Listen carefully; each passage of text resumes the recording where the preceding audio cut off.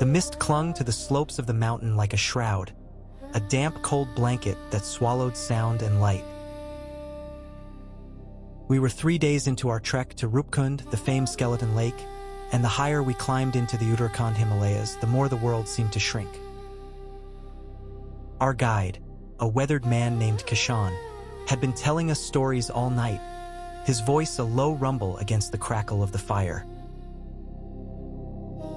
Most were tales of a protective spirit, the goddess Nanda Devi.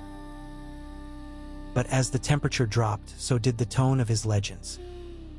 He spoke of a tragedy centuries ago of a king, the queen, and their entourage, who were caught in a monstrous hailstorm near Roopkund. Kishan said the hailstones were as large as cannonballs, and they rained down, a divine punishment for the king's arrogance in defiling the sacred pilgrimage route. The entire party was annihilated, their bones left to bleach in the sun, a permanent macabre warning.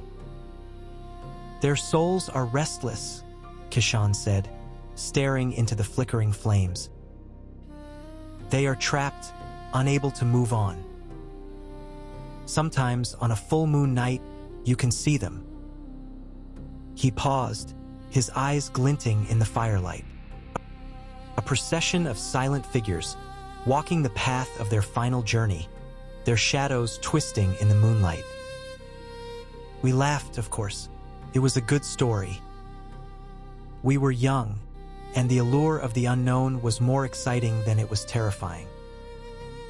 But that night, as the fire died and the cold bit deeper, a strange unease settled over me. The next morning, the mist was thicker than ever. It was a living, breathing thing, swirling around our ankles, clinging to the tall pines. As we walked, a low hum filled the air, a sound so faint I thought it was the wind. But it wasn't the wind. It was the sound of 1,000 whispers, just at the edge of hearing, like a secret being told by a chorus of phantoms. Suddenly, Kishan stopped dead.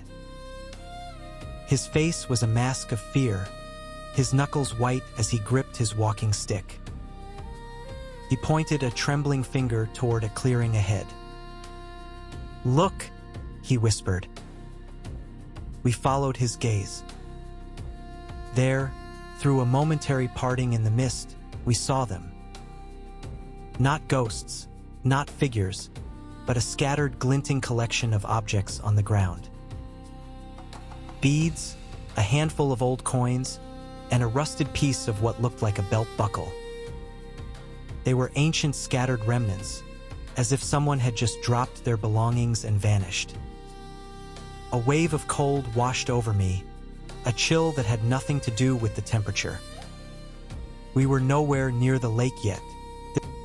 This was just a random spot on the trail. The whispers grew louder, and now I could almost make out a single mournful voice calling out a name. My name. "It's them," said Kishan, his voice barely audible. "The lost souls, they're here." Panic began to rise in my throat. We looked at each other, our bravado from the night before completely gone, replaced by a primal terror.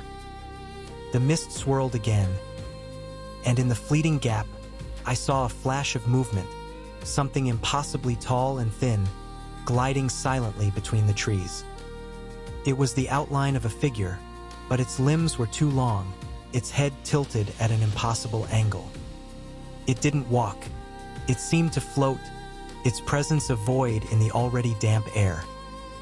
Then, it turned its head, and I saw 2 pinpricks of light, like glowing embers, where its eyes should have been. It was looking right at me. We didn't wait to see more. Kishan grabbed us by the arms, his fear turning into a fierce determination to survive. "Run!" he shouted, his voice a desperate command. We scrambled down the treacherous slope, our lungs burning, our hearts pounding against our ribs like trapped birds. The whispers followed us, a sibilant hiss in our ears, and I swore I could feel a cold breath on the back of my neck. We didn't stop until we were far below the mist line, until we could see the distant lights of a small village, a beacon of human life and warmth. We never reached Roopkund. We turned back, our journey abandoned, our curiosity replaced by a terror we couldn't shake. We had seen enough. We had walked the path of the dead, and they had let us know, in no uncertain terms, that we were not welcome. To this day, the memory of that thin, gliding figure with its glowing eyes haunts me. I can still hear the whispers in the quiet of the night, and I can still feel that cold breath, a reminder that some legends are more than just stories. They are warnings written on the very stones of the mountains.